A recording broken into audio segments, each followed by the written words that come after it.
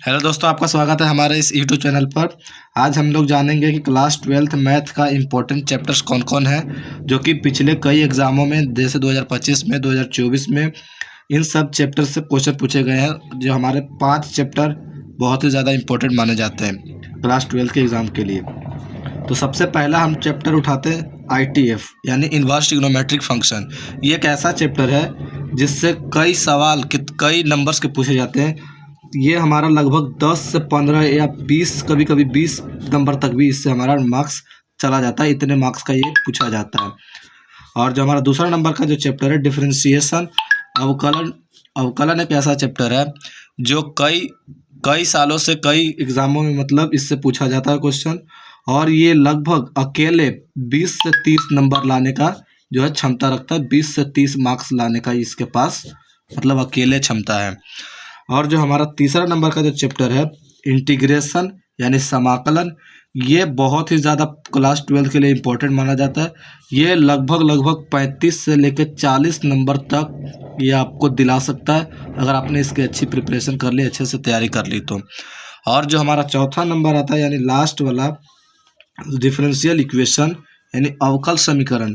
अगर आप जैसे NCERT का बुक खोलेंगे सेकंड पार्ट वाली बुक में, तो ये 9वें नंबर चैप्टर का होगा। उसमें हमें पढ़ना होता है डिफरेंशियल इक्वेशन।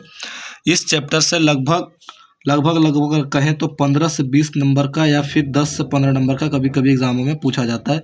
इससे कम तो पूछा नहीं जाता है ना। तो ये सब हमारे इतने इम्पोर्टेंट चैप्टर हैं जो कि क्लास 12 के लिए है। और लास्ट टाइम में अगर आपको सभी चैप्टर पढ़ने का मौका ना मिले तो हम क्या कर सकते हैं कि ये जो 5 चैप्टर का नाम लिख सकें, इसी को हम लोग कवर भी कर लेंगे तो हमारा काम हो सकता है। और जो लास्ट इम्पोर्टेंट चैप्टर है वो हमारा वेक्टर इसलिए इम्पोर्टेंट है कि इससे करीब ऑब्जेक्टिव भी हमारे क्लियर हो जाते हैं। ऑब्जेक्टिव भी इससे पूछे जाते हैं सवाल। और लगभग सब्जेक्टिव में 10 से 15 नंबर का इससे पूछा जाता है। किसी साल में हो सकता है कि सिर्फ 10 नंबर का पूछे, लेकिन वेक्टर हमारा एक ऐसा चैप्टर है जो ऑब्जेक्टिव को भी क्लियर करता है। और बहुत सारे मतलब कहने का मतलब है, अगर आप इन पाँचों चैप्टर को अगर कर लेते हैं तो आपका जो स्कोर रहेगा 80 से 85 नंबर कोई नहीं रोक सकता। ये आपको हर अंक में दिला के रहेगा। किसी साल में तो 80 से 90 तक, ये जैसे 2025 में 2024 के अगर पेपर देखेंगे उसमें तो इतने ज़्यादा नंबर पूछा गया है। तो लास्ट टाइम में हमें इन 5 चैप्टर पे फोकस करना है। बाकी अगर चैप्टर्स आपको क्लियर भी नहीं है तो कोई दिक्कत नहीं है। इन सब से हमारा जो है स्कोरिंग अच्छा खासा हो सकता है।